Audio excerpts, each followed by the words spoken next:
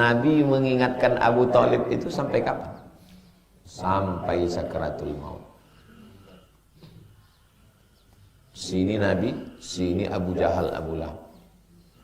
Kata Nabi, la ilaha illallah. Kata Nabi. Apa kata Abu Jahal, Abu Lahab? Atarghabu an millati. Apakah kau atarghabu an millati Abdul Muttalib? Apakah engkau tinggalkan agama nenek moyang kita? Bolaga. Itu maka jangan kasih orang jahat dekat sakratul maut. Karena dia mengganggu di situ. Jangan kasih orang jahat dekat sakratul maut. Makanya yang dekat sakratul maut itu anak, menantu yang baik-baik. Kalau ada menantu jahat, halau juga dia di situ. Mau mengganggu aja, merusak. Kalau mau baca Yasin, kalau mau berzikir. Karena dia mengganggu. Abu Thalib itu sudah diganggu. Nabi bilang, la ilaha atarghabu an millati Abdul Muttalib. Bersyairlah Abu Thalib sebelum mati. Laqad alimtu anna dina Muhammadin khaira adyanil bariyah laulal malamah wa hidharil masabbah lawajadtani samhan lidzalika ad-dini mubayyina. Laqad alimtu anna dina Muhammadin khaira adyanil bariyah. Aku tahu bahwa agama Muhammad ini agama yang paling bagus. Laulal malamah, kalaulah bukan karena takut dicaci maki orang-orang ini. Wahidharil masabbah, kalaulah bukan karena takut disumpah serapah orang-orang ini. Lawajadtani samhan lidzalika ad-dini mubayyina. Pastilah kau dapati aku berlapang dada menerima agama ini. Gara-gara syair inilah sebagian umat Islam ada yang mengatakan Abu Thalib itu Islam. Tapi dia tak bersyahadat. Sedangkan ahli sunnah mensyaratkan syahadat Islam 3. At-tasdiqu bil qalbi wal iqraru bil lisan. Asyhadu an la ilaha illallah wa asyhadu anna Muhammadan Rasulullah. Disitulah mahallun niza'. Konfliknya itu di situ. Karena secara mustahil dia tak percaya kepada Muhammad SAW. Orang dari kecil dia jaga, dia yang membawa berdagang, dia yang menyaksikan wahyu itu turun. Cuman ya itu takut dia dicaci maki. Bolehkah sholat tahiyatul musalla?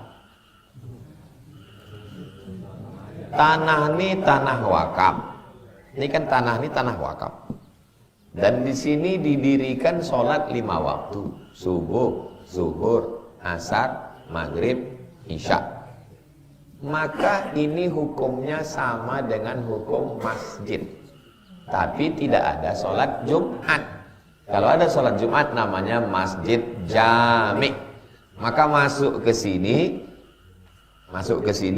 tetap sholat sunat tahiyatul masjid. Usolli sunatan tahiyatul masjid. Kantor-kantor dinas yang ada di Sudirman, itu masjid atau musola? Tanahnya bukan tanah wakaf, karena tanah itu tanah dinas.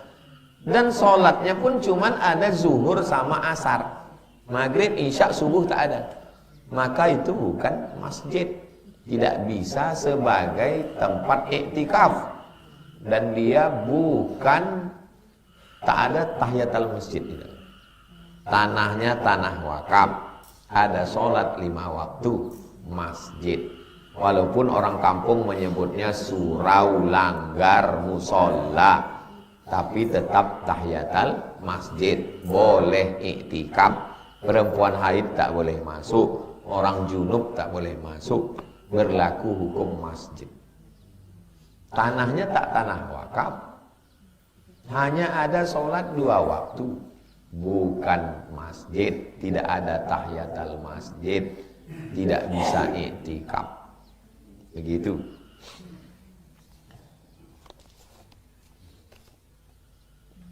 Kalau boleh, adakah referensinya? Al-Fiqhul Islami wa Adillatuh, disusun oleh Syekh Wahbah Zuhaili. Fikih Islam lengkap multi mazhab Hanafi, Maliki, Syafi'i, Hambali, Ibnu Abi Layla, Sufyan Ats-Tsauri, Sufyan Ibnu Uyainah, Al-Auza'i, Imam Ja'far Shadiq. Lengkap, terlengkap, disusun oleh almarhum Profesor Dr. Syekh Wahbah Zuhaili, orang Suriah, Damaskus, alumni Al-Azhar, Kairo, Mesir. Sudah ada terjemah bahasa Indonesia.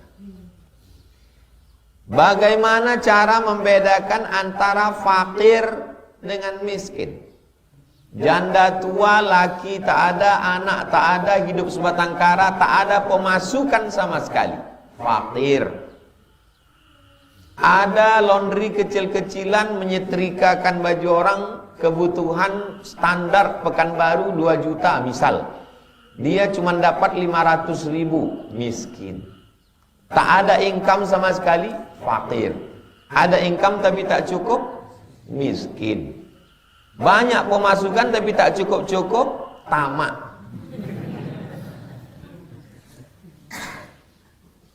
Coba tengok dalam surat Al-Kahfi. Ammas safinatu fakanat limasakin ya'maluna fil bahri fa'aradtu an a'ibaha wa kana wara'ahum malikun ya'khudhu kulla safinatin ghasba. Adapun perahu itu milik orang miskin. Orang miskin kok punya perahu? Karena pemasukannya tak mencukupi kebutuhan. Perahunya bagus, tapi mereka ramai-ramai, pas dibagi-bagi tak cukup, miskin.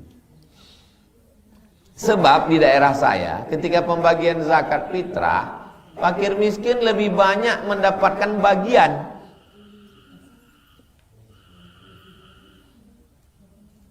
Fakir miskin banyak mendapatkan bagian. Dapat beras 100 kilo, ya kan? 100 kilo. Fakir 10 orang, miskin 10 orang, amil 2 orang, fisabilillah 10 orang. 10, 10, 2, 10, 32. Kalau dibagi per asnaf, fakir, miskin, amil, fisabilillah, bagi per asnaf. Tadi berapa kilo? 100 kilo. 25, 25, 25, 25. Siapa yang untung? Amil. Berdua orang sudah dapat 25. Orang ini dalam miskin. Berapa orang ini dapat? Kalau model sikit. Oh, kalau gitu bagi per kepala. Bagi per kepala. 10, 10, 10, 2, 32. 100 kilo bagi 32. Siapa yang paling melarat? Amil. Mak, berhentilah aku jadi amil, kata dia.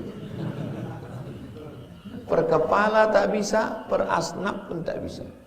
Jadi kalau model pembagian kecil begini, bukan per asnaf, bukan per kepala.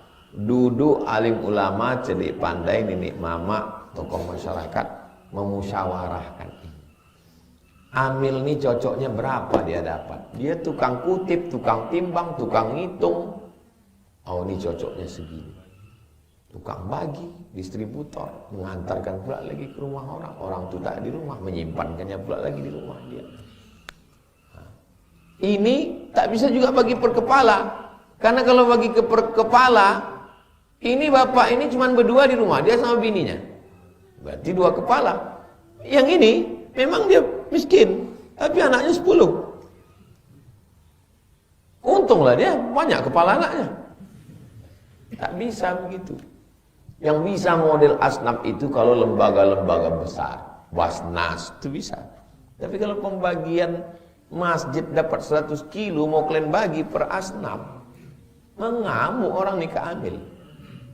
Innalillah amil itu. Itu diputuskan berdasarkan musyawarah.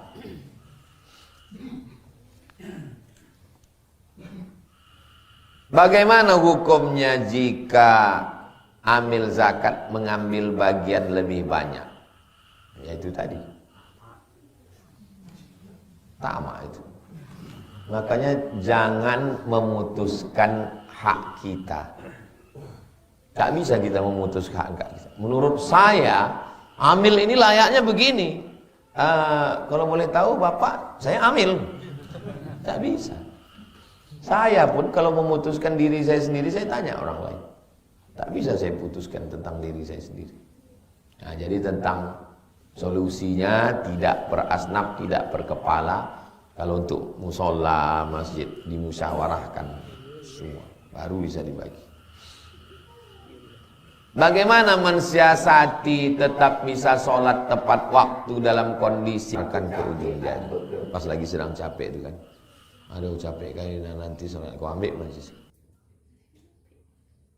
diambil mancis, dibakarkan ke ujung jalan. Pas lagi sedang capek itu kan, aduh capek kali nanti sholat, kau ambil mancis. Kalau tahan agak 5 menit tidurlah.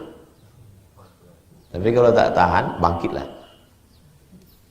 Baru agak 1 menit tak tahan, mati kan, bangkit, ambil air sembahyang, ambil air wudhu, habis itu angkat takbiratul ihram, Allahu Akbar. Sahabat dulu panah menancap sembahyang dia. Ini imam, ini sop pertama, ini sop kedua. Sop pertama sholat sama Nabi, sop kedua megang anak panah sama tombak. Tiba-tiba kau pas suruh sholat, capek. Jumpa kau sama pasukan pertama nih. Apa tak selesai kau dibuat mereka? Capek kau bilang, kata. Menancap panah itu, mereka tetap sholat. Allahu Akbar. Selesai salam yang pertama, tak sempat salam kedua. Assalamualaikum warahmatullahi wabarakatuh. Tumbang. Begitulah mereka menjaga sholat. Ini baru menebas gotong royong, itu pun megang-megang cangkul aja, bukan mencangkul. Abang tak sembahyang, capek kali. Banyak orang sekarang nih, itulah gunanya membaca sejarah itu.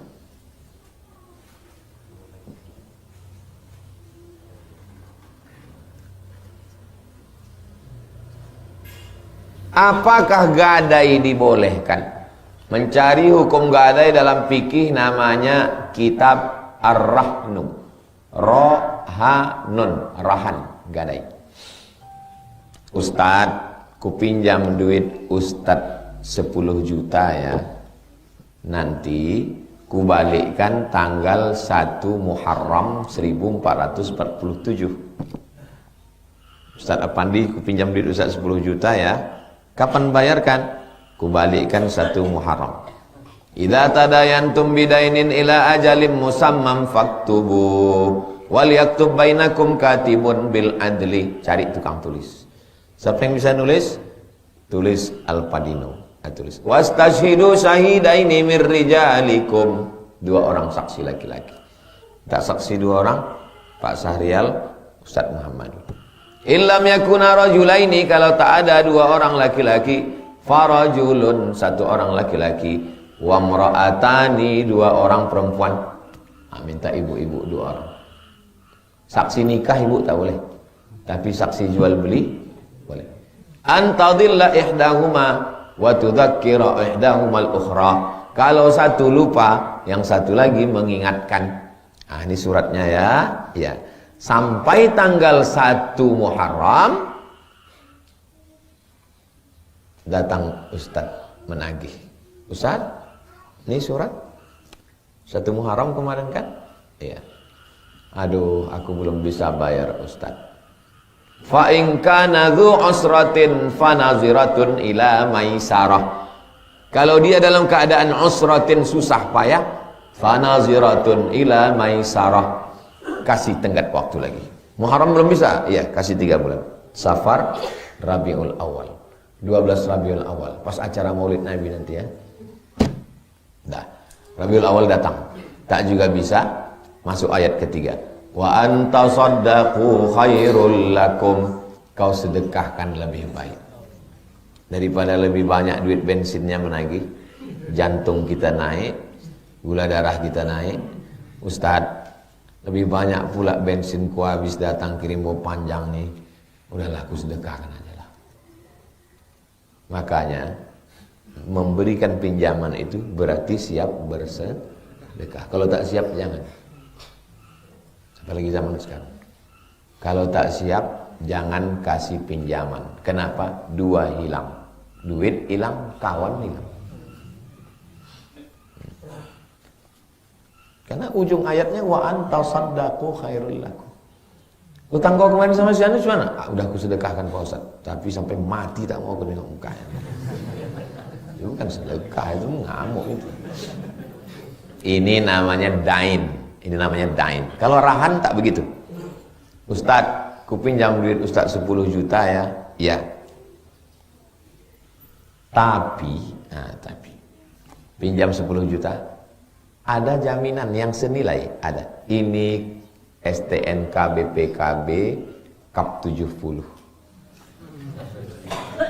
Ada Kap 70 saya di rumah. Pegang ya Ustaz. Saya pinjam duit Ustaz Apandi. BPKB saya dipegang beliau. Itu namanya rahan. Gadai.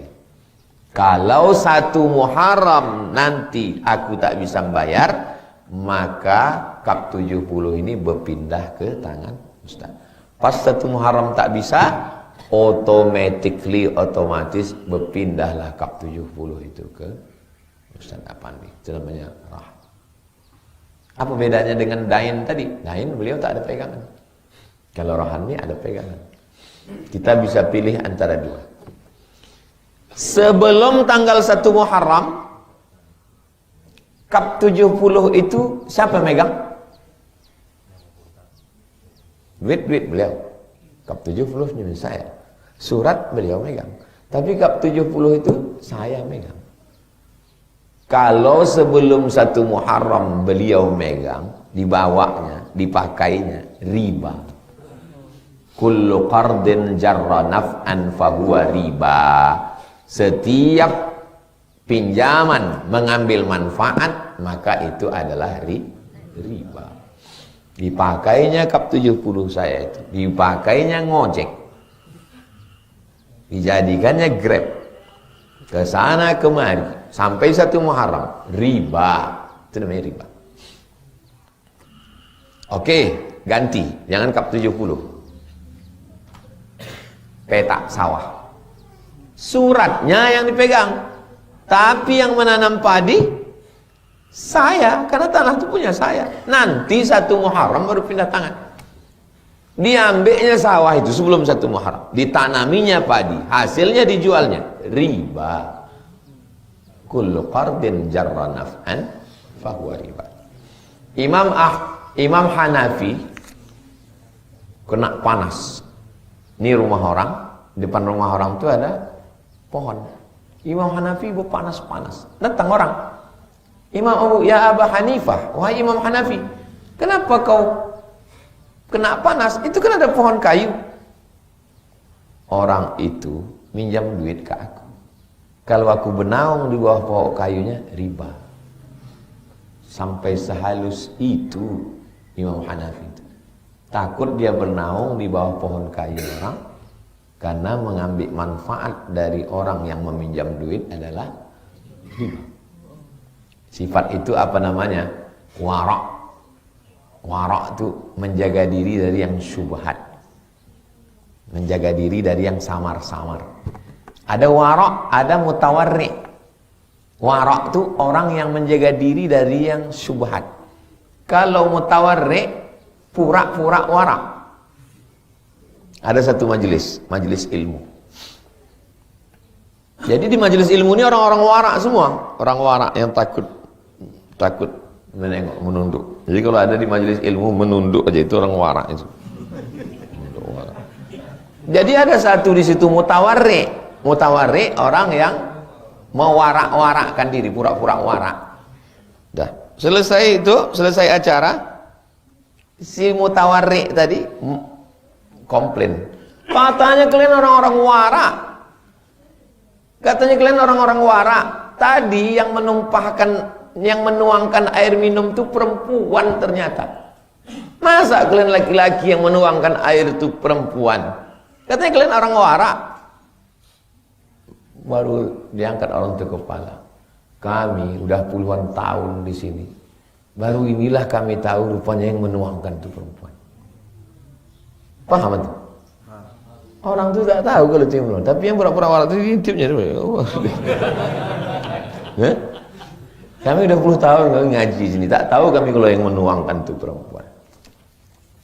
Jadi sekarang ini banyak bukan wara, mutawarre. Pakaian aja wara, isinya warok. Saya bernazar kalau istri saya hamil, saya akan memberi makan 100 orang fakir miskin. Beberapa lama setelah itu istri saya hamil. Setelah 1 bulan dia keguguran. Apakah nazar tadi tetap harus dibayar? Bunyi nazarnya hamil, bukan punya anak. Kalau aku punya anak itu lahir dia sebagai sosok anak. Ini nazarnya hamil. Maka waktu bernazar itu perhatikan bunyi kalimatnya baik-baik. Itulah makanya ilmu duluan. Sebelum beramal itu ilmu duluan. Aku bernazar kalau istriku hamil. Hamil dia, tapi keguguran. Tunaikan. Mudah-mudahan hamil lagi. Kalau istriku hamil, tak disebutnya istri yang mana. Bisa jadi bukan yang itu, yang satu lagi.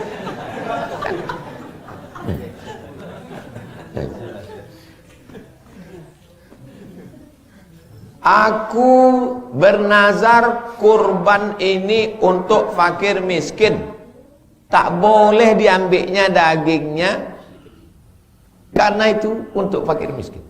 Aku bernazar nanti kalau anakku lulus akan ku sembelih kambing ini untuk fakir miskin. Tak boleh dipotong di rumah, anak bini tak boleh makan, karena untuk fakir miskin. Tapi kalau kata dia, ku potong ayam ini untuk nazarku makan bersama.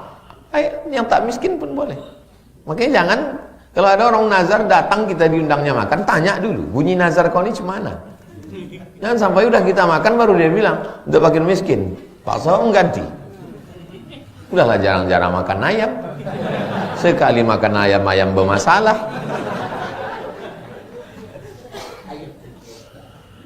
Ayam dalam sengketa. Bagaimana kalau kita sudah tidak bertegur sapa 3 hari? Apakah masuk neraka kalau kita sudah terlanjur? At-taibu minadz-dzambi kama la dzambalah. Orang yang bertaubat dari dosa macam tak berbuat dosa. Ma min muslimin yuznibu dzamban. Ada orang yang silap, summa yatatahhar, mandi, summa yusalli rak'ataini, salat sunat 2 rakaat, summa yastaghfirullah, setelah itu dia minta ampun kepada Allah, illa ghafarallahu lah, diampunkan Allah dosa. Jadi kalau kita sudah bertaubat, kita sambung balik silaturahim, mudah-mudahan Allah mengampuni segala dosa-dosa kita. Saya, semua orang yang sudah berkelahi macam-macam, mati maknya saya datang. Bahwa dia tidak mau bertegur sapa dengan kita, itu urusan dia. Yang penting kita udah sama. Kalau kita difitnah orang, klarifikasi. Datang. Jangan lari. Sekarang banyak orang yang suka lari dari kenyataan. Sedang telur ayam disangka lagi itu sentuh. Telur ayam disangka lagi bersentuh. Apalah lagi hati manusia. Pasti silap, salah, tersinggung, sakit hati. Kita minta maaf. Datang kita minta maaf. Masalah dia maaf tak memaafkan, itu urusan dia. Kedatangan saya ini pertama mau minta maaf. Yang kedua mengucapkan banyak terima kasih. Yang ketiga mudah-mudahan silaturahim kita tetap tersambung. Hari Raya Idul Fitri, say hello. Minal aidin wal faizin. Taqabbalallahu minna wa minkum sholihal amal. Kalau memaksa orang mau menyukai kita, mau respect, mana bisa kita? Sedang Nabi Muhammad SAW tak bisa memaksa Abu Jahal, Abu Lahab. Kita pula memaksa. Bilang sama dia, sedang Nabi tak bisa memaksa Abu Jahal, Abu Lahab. Apalagi aku memaksa kau? Kau kan macam Abu Jahal, Abu Lahab. Makin mengamuklah dia, Pak Ustaz. Kenapa Ustadz bisa bahasa Minang? Iko de ambo pakai Windows Minang. Cuba buka video ambo waktu ambo cerawah di Jogja. Ada tuh somat Jogja. Beko bingung. Pripun kabare ibu-ibu? Apik. Wis pirang-pirang dina ora teko kene ya. Iku ni mau sak go sebenarnya. Ambo orang Melayu, tapi bahasa kau kan di ma bumi dipijak, di situ langit dijunjung.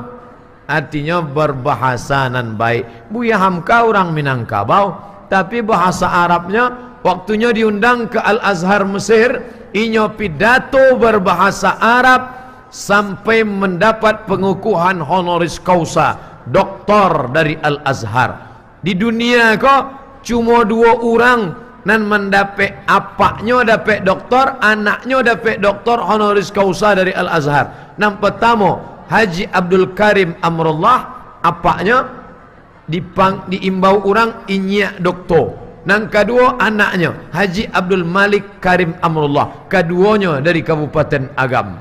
Bangga awak. Allahu Akbar. Jadi baswa orang Arab awak baswa Arab, baswa orang Minangkabau baswa Minang, baswa orang Jepang. Malam tadi di Hotel Sakura Jepang, tak lo dapet baswa Jepang. Ustaz terkenal seperti Buya Hamka, jauh. Buya Hamka di Sidratul Muntaha, ambo di dalam sumur nan kalam. Buya Hamka itu doktornya 3. Doktor dari Universiti Kebangsaan Malaysia, doktor dari Universitas Sutomo Beragama, doktor dari Universitas Al-Azhar Kairo. Buya Hamka 3 doktornya. Ndak pernah hanya kuliah di Al-Azhar. Azhar main bawinya diagihnya doktor. Ambo sakit hati ambo pada Buya Hamka. Ambo ampe tahun di Mesir ndak diagihnya doktor, diagihnya LC, lagi cameh. Buya Hamka ulama luar biasa. Ambo termasuk pengagum Buya Hamka. Sekarang Ustaz berada di kampung Buya Hamka. Singgahlah ke museumnya di Maninjau. Keinginan nanlah lama ingin mencari rumah Buya Hamka, peninggalan Buya Hamka, tapi apalah dayo tangan ndak sampai. Salapeh dari siko khutbah Jumat, habis khutbah Jumat langsung ke airport, dari airport langsung ke Jakarta, besok subuh ceramah di Masjid Buya Hamka. Tampek biasa Buya Hamka mengajar tafsir, mengajar tasawuf modern, Masjid Al-Azhar. InsyaAllah besok subuh ambo akan berceramah di Masjid Buya Hamka. Lalu kemudian sesudah itu kami akan bertolak ke Taiwan insyaAllah. Tapi di Taiwan ambo indak bahasa Taiwan. InsyaAllah panjang umur sehat badan, ambo ingin bana meluangkan waktu datang ke Museum Buya Hamka insyaAllah. Kami dari remaja Masjid Agung Nurul Fatah pengen Nurul Falah pengen minta foto bareng Ustaz, boleh ya? Beko insyaAllah ada waktu awak luang. Kini hari Jumat jam 2 baleh lewat 5, sabaleh 30 insyaAllah selesai awak pengajian. Sabaleh 30 sesudah itu ada waktu kosong, maka awak sempatkan bersilaturahim menjelang solat Jumat insyaAllah. Apa hukum jual beli di masjid? La arbahallahu tijaratahu. Allah tidak akan memberikan keuntungan pada orang nan manggaleh di masjid. Maka tampek masjid itu di mana? Iko nan tampek sembayang. Adapun emperan terasnya maka itu boleh. Siana membawa salalawa itu di teras boleh. Tapi di dalam ko indak boleh. Apa hukumnya jual beli di pekarangan masjid? Mubah. Kalau perintahnya kuat wajib. Kalau perintahnya indak kuat sunat. Kalau larangannya kuat haram. Larangannya indak kuat makruh. Indak disuruh, indak dilarang, mubah. Maka menggalih berjualan di pekarangan masjid hukumnya mubah. Bagaimana hukumnya makan dalam masjid? Masjid Nabawi, Masjidil Haram, hari Isnin, hari Kamis, maka awak diimbau di orang majak berbuka bersama di dalam masjid, tapi diagih lapik, diagih plastik supaya kuah indak tumpah. Sebab kalau kuahnya tumpah pakai santan pulo basi, pas ditampek orang sujud. Imam pulo sujudnya lama, bangkit dari sujud inyo menahan napas pitam. Maka kalau awak membuat acara di masjid, makan boleh tapi dikasih alas dan tong sampah supaya masjid awak indak kotor. Ustaz, posisi solat berjamaah bagi anak-anak perempuan di mana yang benarnya? Maka anak perempuan kalau wuduknya sempurna, inya boleh berada di tengah amaknya, tapi nan saeloknya dibuat di belakang. Untuk apa? Supaya indak memutus saf kalau wuduknya ndak sempurna. Begitu pendapat Syekh Atiyah Saqar dalam kitab Fatawa Al-Azhar. Bagaimana cara membukakan pintu hidayah ke keluarga, suami, saudara, orang tua, anak, istri? Agihnya buku. Contoh, istri nan belum berjilbab, bapak panggil, adinda, pakailah jilbab. Tadi pasan Pak Bupati dan Ustadz yang nampakkan jo sebeng-sebeng tulai. Alah, udah baru mengaji 2 hari lah berceramah puluh. Menghadapi istri nan nusyus durhaka 5 langkah. Pertama, nasihat. Nasihat tidak mempan. Nan kedua, wahjuruhudna fil madaji. Adinda, adinda ndak jo berubah. Maka apa boleh buat? Awak berpisah ranjang selama sebulan. Memang ikolanan ambo tunggu-tunggu gaje. Nang ketiga, wadribuhun, tempelenglah, pukul dia. Quran ada menyuruh, pukullah dia.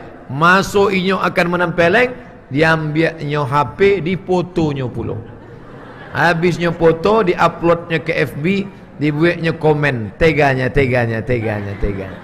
Datanglah Pak Kapolsek Manangkok suami. Kamu ditangkap. Apa salah saya? KDRT, kekerasan dalam rumah tangga. Dari mana Bapak tahu? Istri kamu friend saya di FB. Alah kanai puluh.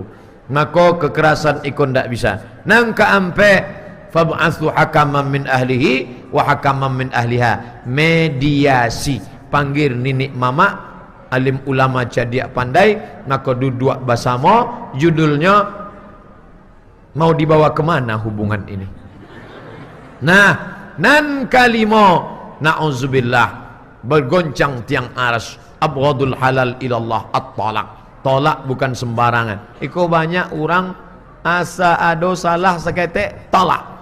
Baru malam tadi ambo dapat SMS ke, Ustaz Somad, apa hukum orang nan langsung mentalak 3? Orang nan langsung mentalak 3, maka jatuh talak 3, maka inyo ndak bisa rujuk sampai bininya nikah je orang lain.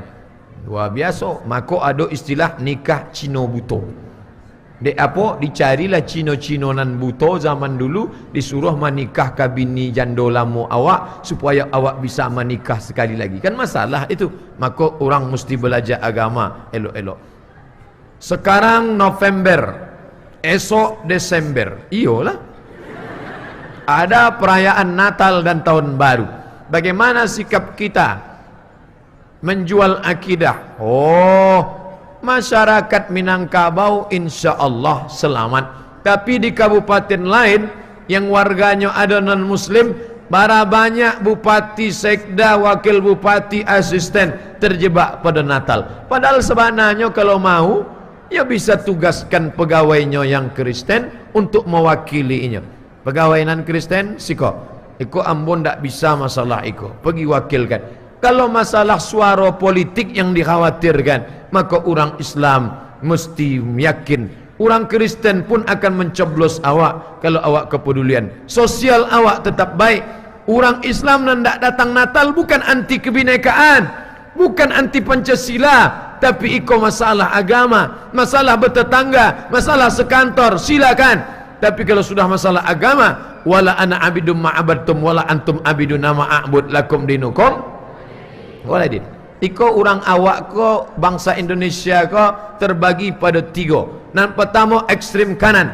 Kalau tidak seagama dengan saya, halal darahnya, ledakkan kedutaan Amerika, hancurkan rumahnya, larikan anak gadisnya. Iko ndak betul. Ko kelompok kanan. Nang kelompok ke ekstrim, iko sekuler liberal.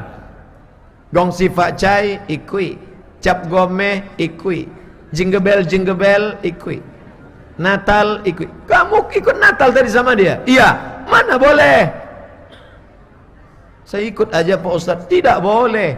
Maka itu sama dengan mengikuti akidah orang. Maka dalam hal ini mesti dijaga keyakinan. Ikut Natal bukan cuma ikut Natal, ikut pula inyo makan di situ. Orang makan di situ tadi, iyo, itu kan haram. Ampun tak ada makan dagingnya, kuahnya aja seketek. Oh, tak bisa. Jika ibu kita meninggal, bolehkah kita menangis dalam rangka merindukannya? Apakah itu termasuk meratap? Bedakan antara bukaun sama niyahah. Buka menitik air mata, niyahah meratap memukul-mukul pipi. Oh amat, itu nan dilarang Nabi. Selama indah ada dua, maka boleh. Nan pertama mencaci maki sumpah serapah. Apa de ama ambonan mati manga indah ama inyo. Nan kedua, tangan menarik-narik rambut, menyobek-nyobek kantong. Itu nan tak boleh. Adapun titik air mata, maka ada dua hadis Nabi menangi. Yang pertama, Nabi menangi waktu anaknya meninggal, namanya Ibrahim, umur 8 bulan. Ama tarda ya Rasulullah, apakah engkau tak ridho anakmu meninggal ya Rasulullah? Apa jawab Nabi? Iko air mata kasih sayang. Hadis yang kedua, Nabi memegang jenazah Utsman ibnu Mas'un, menetes air mata Nabi, jatuh ke janggut Nabi sampai ke pipi Utsman bin Mas'un. Itu menunjukkan air matanya banyak. Kalau setetes dua tetes pasti karyang tersangkut di janggutnya. Tapi sampai ke muka Utsman bin Mas'un, dimakamkan di pemakaman Baqi. Menunjukkan menangis boleh kena air mata kasih sayang. Tapi meratap, memukul pipi, menarik rambut, maka tidak dibenarkan. Kalau rambut inyo ndak bah, karena rambut awak pula ditarik-tarik.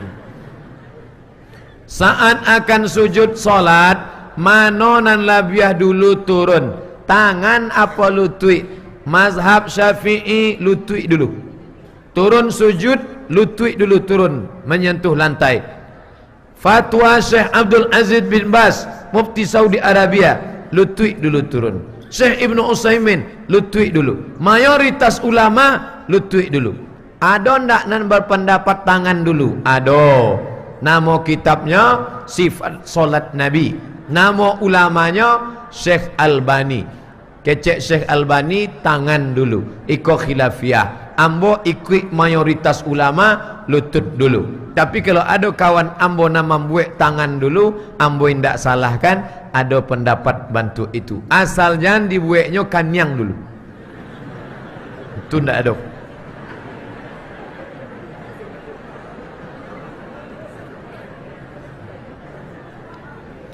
Apakah halal penghasilan ASN apabila mendapatkan jabatan dengan cara kotor, menzalimi teman sesama sehingga teman tersebut turun? Ittaquz zulma, jangan membuat zalim. Fa inna zulma zulumatun yaumal qiyamah. Siapa membuat zalim, maka inyo akan gelap pada hari kiamat. Oleh sebab itu jangan awak menzalimi tukang panen sawit awak, tukang tanam padi awak, tukang cuci, tukang basuh pakaian awak. Uqtul ajira ajrahu, bayar upahnya sebelum karyang karingatnya. Maka kalau awak zalim, awak akan menghadap Allah dengan perbuatan zalim awak. Baralamo awak menikmati di dunia ko, faman ya'mal misqala zarratin khairan yarah. Segadang biji sawi pun zalim awak, tetap akan dituntut di hadapan Allah Subhanahu wa taala. Jangan zalim pada orang. Permintaan cerai sudah beberapa kali saya lontarkan dan suami saya menolaknya. Yang ingin saya tanyakan, apakah masih baik rumah tangga ini saya teruskan atau harus saya akhiri saja? Oh, itu CD kedua. Ada CD pertama alun tabaco. Saya seorang istri, sudah membina rumah tangga 10 tahun, tapi dalam hubungan rumah tangga merasa banyak tak cocok. 5 tahun pertama selalu dilanda masalah, walaupun masalah kecil jadi besar. Di tahun ke-6 mulai sibuk urusan masing-masing. Walaupun kami serumah, kami bisa dikatakan tak ada komunikasi kecuali masalah anak. Permintaan sudah bolak-balik, tapi suami menolak. Apa masih dilanjutkan ini? Duduk bersama, konsultasi, mediasi kepada ulama, kepada nenek mama, kepada orang alim. Nanti tengok perkembangan. Banyak ibadah, ambil liburan, lengangan hati, beribadah, baca Quran, solat malam. Mulai nanti malam, matikan TV, maghrib sama anak-anak duduk membaca Quran. Lalu kemudian nanti malam, bapak bangunkan, solat tahajud bersama ibu, minta doa kepada Allah. InsyaAllah hati yang kering dibasahkan Allah Ta'ala. Ya muqallibal qulub, wahai engkau yang membolak-balikkan hati, bercarai ikon ndak ada untungnya, menang jadi arang, kalah jadi abu. Maka lanjutkan, mudah-mudahan nanti kita bersama-sama mendoakan supaya anak-anak ibu menjadi anak-anak yang soleh dan solihah insyaAllah. Apa hukumnya anak gadis tidak pakai jilbab? Maka semua orang yang memandang rambutnya kena zina mata dan dia terkena mengalir dosa. Sebab iko bazina matonya, dek apa? Dek mancaliak rambutnya. Maka orang salah berbuat dosa, dek apa? Dek mancaliak. Salahnya Pak Ustaz, manganya mancaliak ambok, hanya bermato. Oleh sebab itu maka tutuilah. Dan berjilbab iko bantuk jilbab ibu-ibu nanado iko. Jilbabnya panjang, pakaiannya tidak sempit. Syarat pakaian madani, syar'i, hotel syariah lah ada, kabupaten agam madani lah ada. Jilbabnya mesti syar'i. Pertama, tidak sempit. Yang kedua, tidak transparan. Kini ada bantuak kain transparan penutup apel. Yang kedua adalah sempit, sampai celana itu menjerit saking sempitnya. Celana sempit, ketek, legging namanya. Itu dipakai orang Amerika, ditampek tatutui untuk senam aerobik. Ditampek awak dipakai orang ke pasar. Maka banyaklah tukang potong ayam salah potong. Mancaliak itu, mangangonya mancaliak.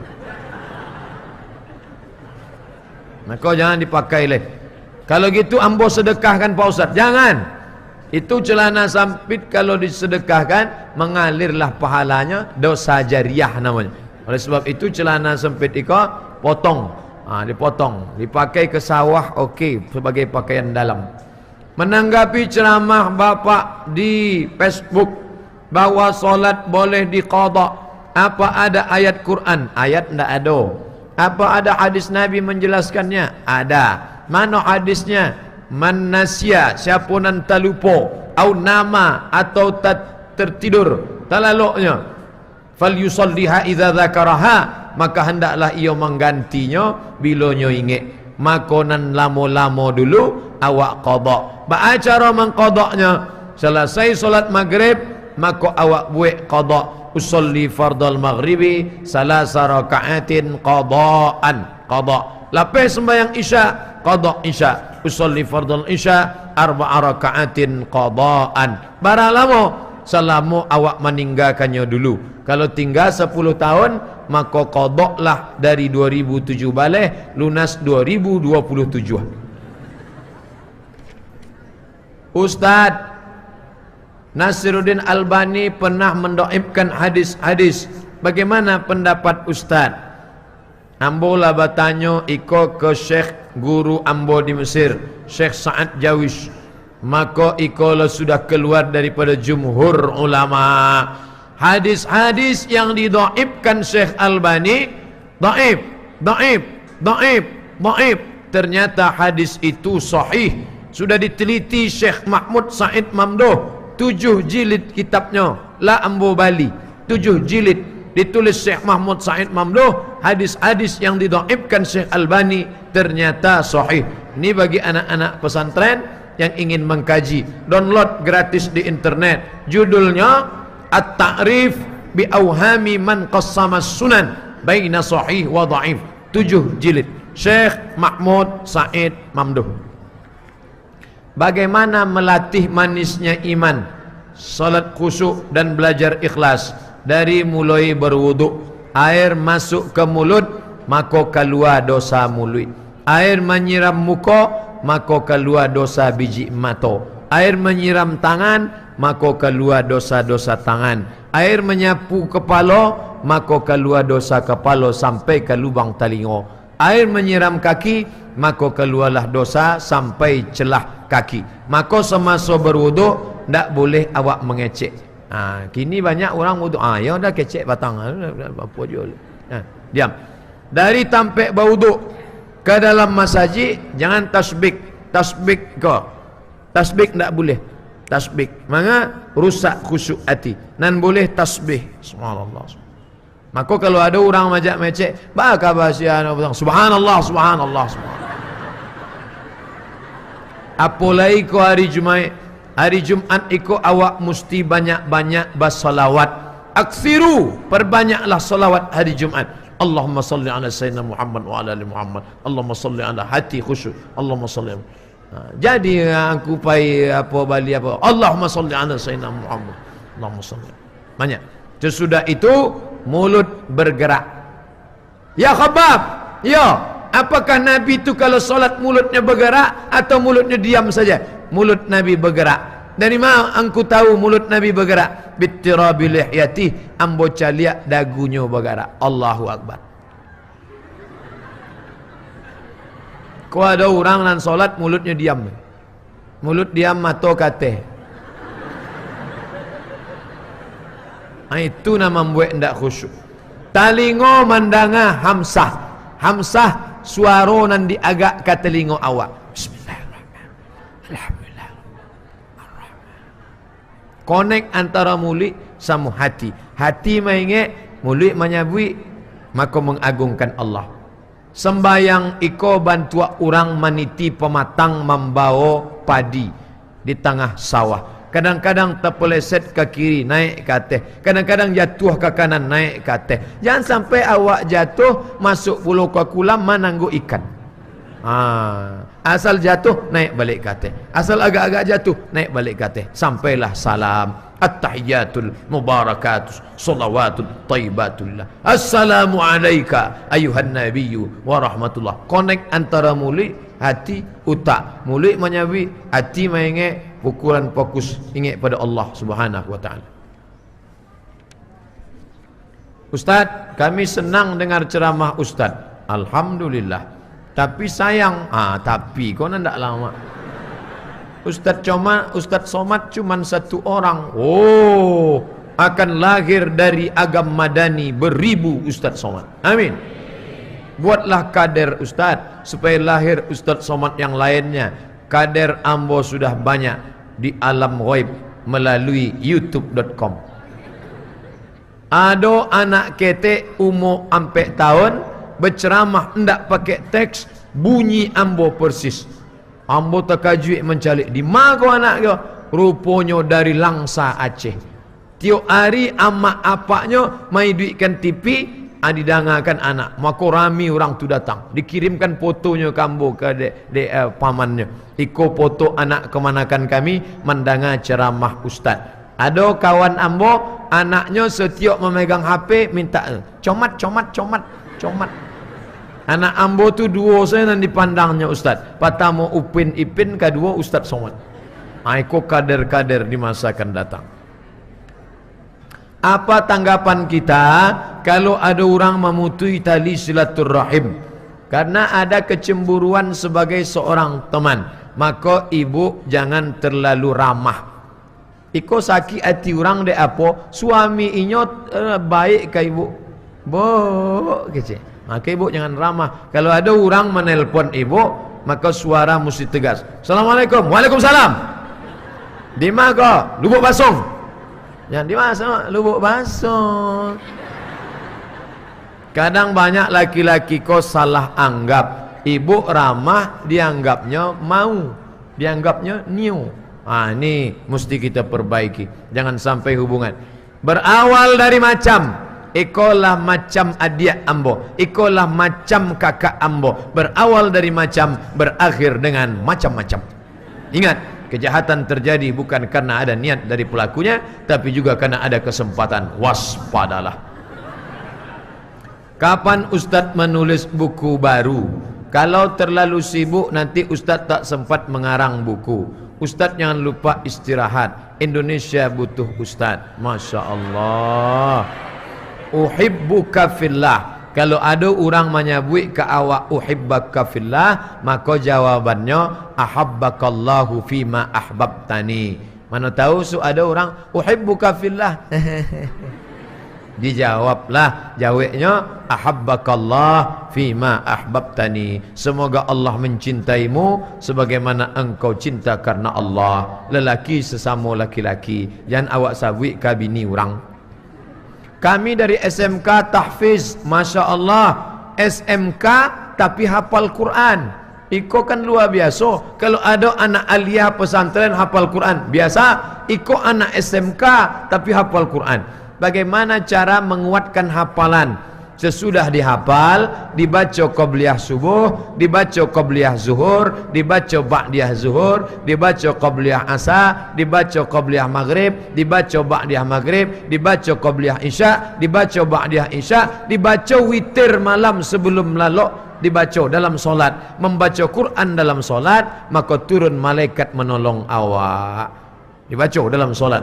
Waktu tahajud malam diulang balik bacaan tadi, lalu kemudian diambil pena, ditulis di karateh. Innallaha la yastahi an yadriba mathalan ma. Maka itu makin kuat. Iko utak awak bantu informasi. Informasi pertama baca garis putih-putih. Nang kedua agak menyambung. Nang ketiga mulai tersambung. Nang keempat mulai inyo nampak garis. Nang kelima mulai inyo garis agak hitam, abu-abu. Nang keenam garis hitam nan kareh mana. Oleh sebab itu utak awak dibantu, tapi jangan sampai hilang dek sebeng-sebeng tadi. Berikan motivasi kami menghafal Quran Pak Ustaz. Bangkit di akhirat bersama para malaikat. Di dunia Pak Ustaz, sedangkan dibacakan Quran turun rahmat. Itu tadi qari'ah awak baca Quran, fastami'u lahu, dengar baik-baik, wa ansitu, diam, la'allakum turhamun, mandanga saya dapat rahmat. Apolai membaca di kapalonya Quran. Iko anak-anak awak SMK tahfiz kok, kalau inyo pejam mata nampaknya Al-Baqarah, Ali Imran, An-Nisa, Al-Ma'idah. Awak coba pejam, apa nak nampak? Al-Baqarah sapi betina nampak. Oleh sebab itu, ikut diklik Quran. Beruntung bertuah ibu bapa yang anaknya tahfiz Quran. Suami istri kerja, tapi suami hanya mengandalkan penghasilan istri dan membiayai rumah tangga. Bagaimana hukumnya suami? Bagaimana cara agar istri ikhlas menjalaninya? Dalam harta bapak ada hak ibu. Kau mesti diingat baik-baik. Dalam gaji bapak ada hak ibu. Tapi dalam gaji ibu indah ada hak bapak. Ibu setuju? Dari suaranya setuju. Ambo ulang sekali lagi. Dalam gaji bapak, dalam kebun sawit bapak, dalam padi bapak, indah ada hak ibu di dalam. Tapi dalam sawit ibu, dalam kebun karet ibu, dalam kebun padi ibu, indah ada hak bapak. Maka kalau bapak mengambil hak ibu, makan haram. Kalau ndak izin. Tapi dek bapak pandai merayu, apa kata ibu? Papa, karena kau sudah menyentuh tepat di hatiku, maka selamanya kau untuk ambillah sadonya, ambil. Ambillah, jangankan gajiku, sedangkan diriku pun kuberikan untukmu. Tapi kalau kau macam-macam, ibu ni baik luar biasa. Asal bapak pandai-pandai, jangankan gaji, habis sadonya berikan. Selama ndak minta tanda tangan materi 6.000, aku rela kau menikah sekali lagi. Itu ndak akan dapat awak. Itu pun kadang ada juga ndak dapat. Solat di masjid subuh sangat baik pahalanya. Bagaimana kalau yang tidak ke masjid tapi di rumah solat berjamaah dengan keluarga? Ndak ada solat berjamaah di rumah dengan keluarga. Kalau ada hadisnya, ambo belajar sekali lagi. Ndak ada. Kecuali hujan lebat, bapak jadi imam bisa. Tadi Ustaz sebut ada suami solat sama istri, solat tahajud. Adapun solat subuh, solat zuhur, solat asar, maka suami ke masjid. Ibu sama anak di rumah boleh. Ibu jadi imam, anak jadi makmum. Atau anaknya jadi imam, anak kok SMK sudah akil balik ke masjid. Anak ketek SD, maka ibu bisa berjamaah sama anak-anak. Ada mitos berkembang, tidak boleh mengubur bangkai anjing. Alasannya bumi Allah menerima bangkai anjing. Tidak boleh mengubur bangkai anjing karena bumi Allah menerima, tidak menerima. Karena bumi tidak menerima. Kalau bumi tidak menerima bangkai anjing, kamanya dibuangnya ke danau. Danau kok di atas bumi, kecuali danau kok di planet Mars. Awak campakkannya ke jalan, jalan tu kan bumi. Maka kok namanya mitologi. Ada ilmu namanya mitologi, ilmu mitos. Jadi nama mitos kok TBC, tahayul, bid'ah, khurafat. Jadi kalau anjing mati, awak gali tanah, awak tanamkan supaya nyo ndak busuk segala macam. Bagaimana mendapatkan rezeki yang halal pada zaman sekarang? Sedangkan untuk yang haram, sedangkan untuk yang haram susah mendapatkannya. Iko ucapan orang liberal, orang sekuler. Mana yang halal? Malam tadi Allah menunjukkan 70 kama, 1 kama 500 juta kali 70, 35 miliar. Itu hitung-hitung Pak Bupati. Ada orang Kabupaten Agam bisa membuat hotel 70 kama tanpa kredit bank. Itu kan luar biasa.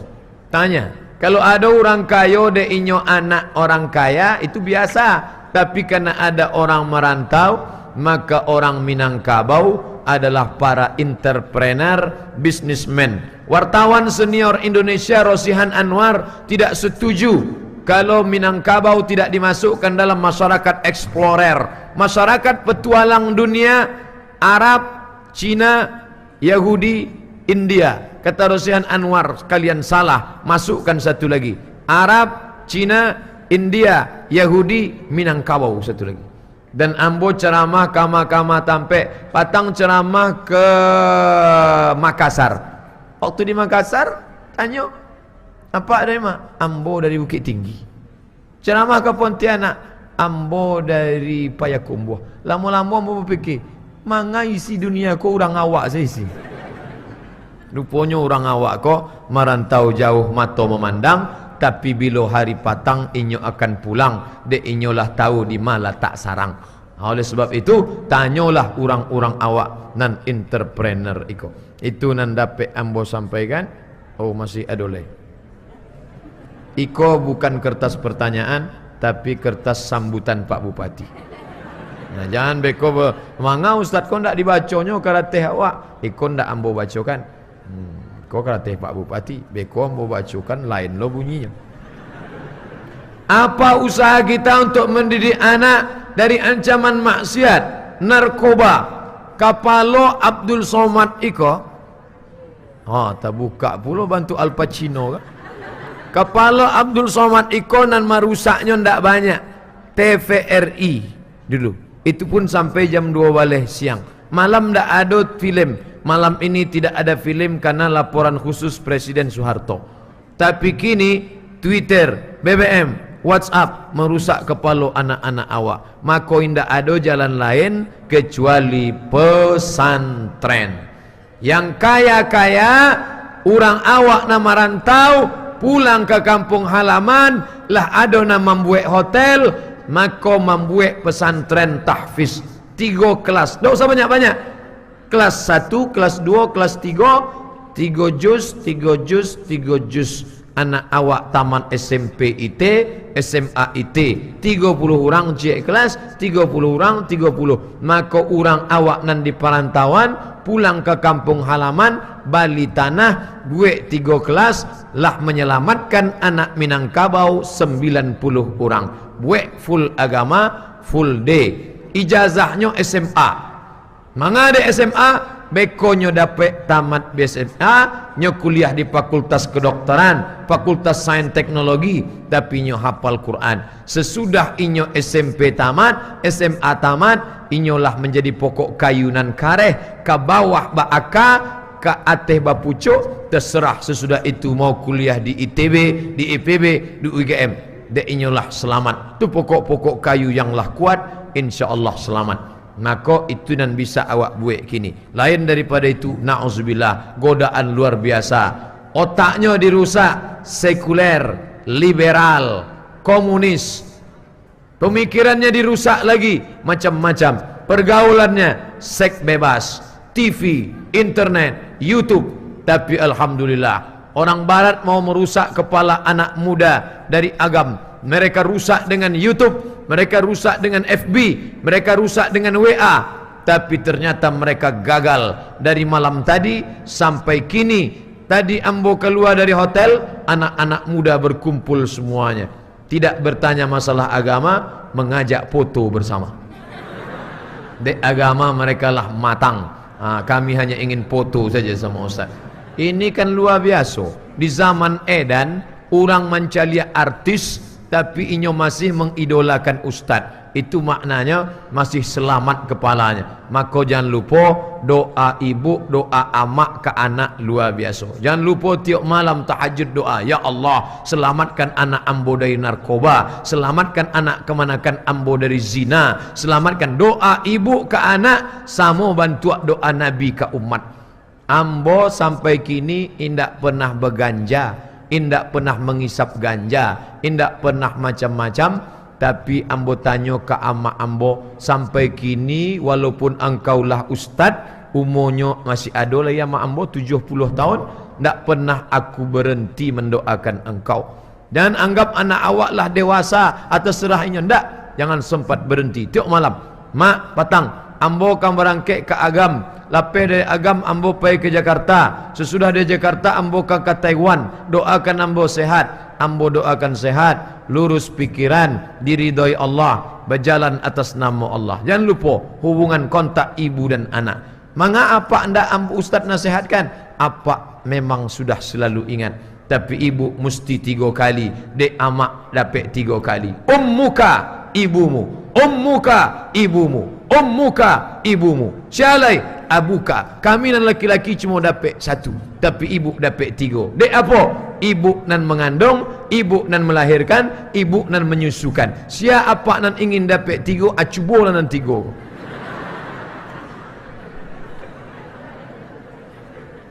Bagaimana yang sudah ditakdirkan buta dalam rahim?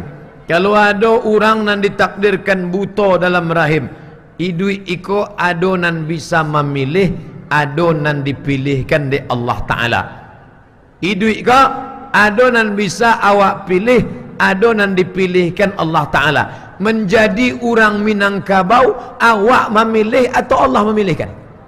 Allah memilihkan awak. Maka terimalah awak jadi orang Minangkabau. Tapi masalah awak kafir ndak kafir, masalah awak solat ndak solat, awak nak memilih. Minum iko, ambo memilih atau Allah memilihkan? Ambo milih. Kalau ambo ingin, ambo minum digalih. Kalau ambo minum, ambo minum di botol. Maka iko pilihan awak. Awak diberikan pilihan. Maka masalah anak lahir dalam keadaan buta, itu takdir Allah. Maka awak beriman pada anam. Antu'mina billah wa malaikatihi wa kutubihi wa rusulihi wal yaumil akhir wa biqadri, takdir baik dan takdir buruk. Indah adonan paling tinggi makom daripada makom ridho. Makanya awak ndak minta surga. Sianan dapat surga, alun tentu dapat ridho. Sianan dapat ridho, pasti dapat surga. Makanya awak selalu menyebut ilahi anta maqsudi waridaka matlubi. Awak selalu berdoa, Allahumma inna nas'aluka ridhaka wal jannah. Manga ridho baru surga. Orang nan dapat ridho pasti dapat surga. Tapi orang nan dapat surga alun tentu dapat ridho. Bagaimana menghadapi anak yang mulai nakal akibat pengaruh lingkungan? Tariknya dari lingkungan itu larangnya bergaul dengan orang nan keluar malam, larangnya bergaul dengan orang yang membuka aurat, maka masukkannya ke pondok pesantren. Maka yang paling menyelamatkan kini, masukkan. Ada canduang inya Sulaiman Ar-Rasuli inya canduang, ada Parabek, ada pondok pesantren modern Ar-Risalah. Orang Riau sekolah ke Padang Panjang, orang Riau sekolah ke Parabek. Oleh sebab itu, manga awak nan bumi Minangkabau indak memasukkan anak awak ke pondok pesantren. Jangan sampai bantua ayam mati di lumbung padi. Banyak, tapi awak nak mendapatkan kenikmatan pendidikan agama. Mohon dijelaskan tanggung jawab suami dunia akhirat. Ibu, suami, ibu ada 5 hak. 5 hak ibu, tanggung jawab suami. Pertama, makan, diagihnya katupek gulai paku. Nang kedua, pakaian, dibelikannya busana muslimah. Nang ketiga, tampek tinggal sesuai dengan kemampuan masing-masing. Nang keempat, pendidikan. Kalau suami tidak mampu memberikan pendidikan, bawa istri pengajian. Nang kelima, perhatian, karena istri perlu perhatian, pujian-pujian. Makanya Nabi tidak pernah memanggil Aisyah, tak. Nabi lembutnya panggil ya Humairah, wahai engkau yang putih kemerah-merahan. Ustaz Somad, ya boleh ambo panggil bini ambo Humairah? Boleh, tapi nyo hitam tak bah, menyenangkan hati orang. Pulangnya ke rumah, dipanggil imbaunya lah bininya, ya Humairah, abang mengejek ya. Jangan terlalu jujur. Iko bini hitam dipanggil ya Hajar Aswad. Tentu sakit hati orang. Berdosakah istri jika, maaf cakap, iko masalah fikih. Sebenarnya ambo barek membacanya, tapi dek iko fikih ambo jawe. Berdosakah istri menolak berhubungan dalam keadaan, maka iko musyawarahkanlah. Wa amruhum syura bainahum, musyawarahlah. Mohon jelaskan jual beli kredit yang tidak riba. Buka blog ambo Somad Moroko. Moroko tu tampe ambo kuliah. Manga Ustaz buek nama Ustaz di internet Somad Maroko. Kalau dibuek Somad saja, maka muncul sinetron Bang Somad. Nah, kombo buek situ Somad Moroko, MOROCCO, Somad Moroko spasi kredit, enter, dapat tulisan. Jual beli barang indak ada uang dengan uang, riba. Pinjam 100.000 bayar 120 riba. Pinjam 1 juta bayar 1.200.000 riba. Tapi kalau barang dengan uang indak. Ambo bali oto ibu, ambo cicil, ndak riba. Sahabat Nabi membali budak namanya Barirah, inyo cicil selama 9 tahun, ndak riba. Baca hadisnya lah ambo tulis di blog itu. Apa balasan di akhirat kalau ada rumah nan awak bangun dibongkar oleh saudara tanpa sepengetahuan awak? Dek, apa awak ndak tahu rumah awak dibongkar orang? Sedangkan sandal awak hilang awak tahu. Manga rumah sekarang itu awak ndak tahu? Awak jagolah rumah awak. Sedangkan peci awak pun kalau ndak jago dilarikan orang. Bini awak jago supaya ndak diambil orang. Kau tanah pusaka nenek, kami ada balasan bagi orang. Duduk bersama, panggil nenek mama, panggil ustaz nan paham fikih faraid mawaris, maka bicarakan. Jangan bawa ke pengadilan, bawa ke polisi, malu awak. Iko masalah keluarga. Manang jadi arang, kalah jadi abu, rusak silaturahim, la yadkhulul jannah, ndak masuk surga. Qati'ur rahim, orang nan memutui tali silaturahim. Karateh nan terakhir, apakah suami istri sama-sama dapat pahala atas sedekah harta bersama? Ya, bapak bersedekah, ibu pun dapat. Dek ada hukum kompilasi, ibu jo bapak dianggap orang baduo nan berkongsi bisnis. Iko modal dari bapak, ibu yang membisniskan. Bantu itulah lebih kurang rumah tangga. Ba'a dek apa bisa bisnis, dek ibu menjago anak keluarga. Maka dianggap bisnis basamo, maka harato nan dicari basamo sesudah nikah dianggap harato gono gini. Apa arti gono gini? Engkau begono, aku begini. Nah, ko harato basamo ko, kalau bapak bersedekah, ibu dapat royaltinya dengan syarat ibu ikhlas. Ibu, bapak dari mana? Ambo tadi bersedekah. Berapa, Pak? 50 juta. Apa? Nah, maka ikhlas kepada Allah, menolong agama Allah. Itu yang dapat ambo sampaikan. Terima kasih banyak.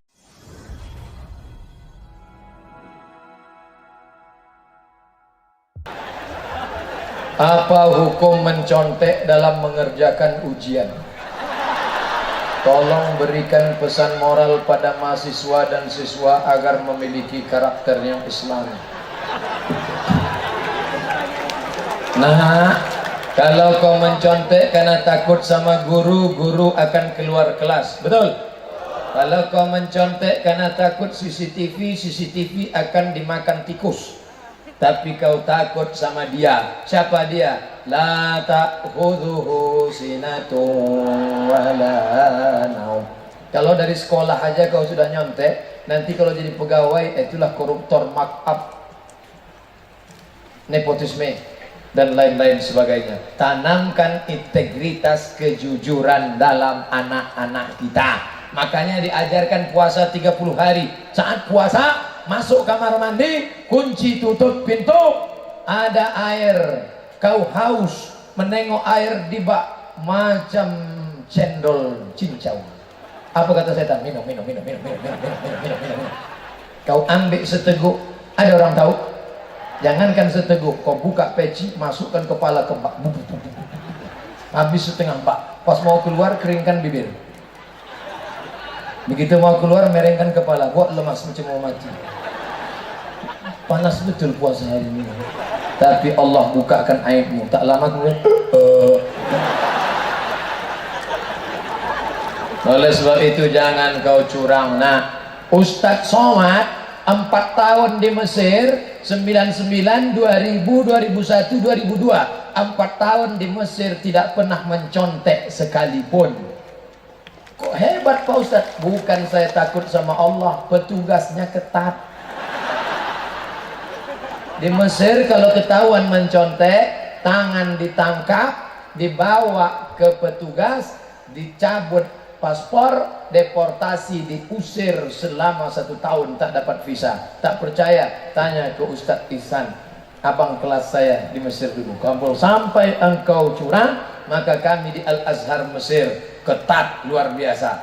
Oleh sebab itu maka jaga kejujuran. Pulang saya jadi guru, jadi dosen, ngajar. Jangan contek. Siapa yang contek nggak lulus. Apa kata mahasiswa? Sama Ustadz aja yang tak boleh, yang lain boleh kok. Pusing saya, gimana caranya? Akhirnya saya dapat jurus. Saya buat soal saya bagi. Boleh contek Pak Ustadz? Silakan. Pas tengoknya, lain soalnya. Saya buat soalnya 1, 2, 3, 4, 5 beda. 10 bangku baru sama. Mau contek silakan. Maka guru harus cerdas. HP-nya sudah cerdas.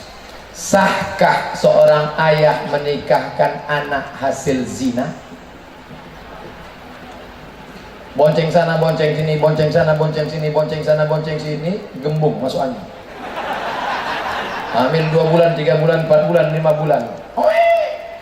Sebelum lahir dinikahkan. Itulah akad nikahnya, bapaknya giginya rapat. Aku nikahkan engkau dengan anak kita.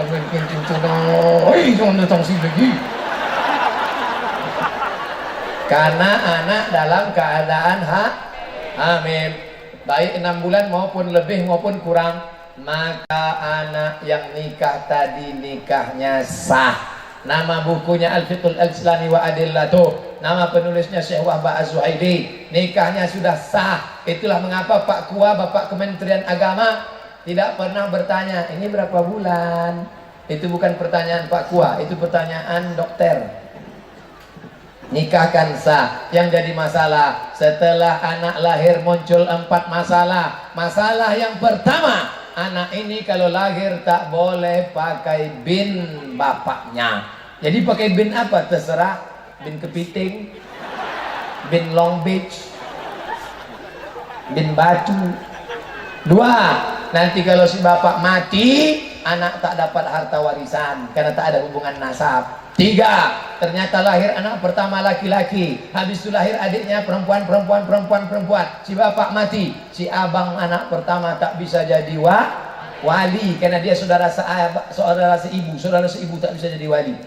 4, lahir anak pertama perempuan cantik, gadis jelita, dipinang oleh anak lajang. Ketika nikah, maka si bapak tidak bisa jadi walinya, maka walinya wali hak. Apa salah saya? Ini anak saya, rambutnya sudah tes DNA, air liur sama matanya sama, coba tengok mirip. Itu bukan anakmu Mas Bro, anak saya. Bukan.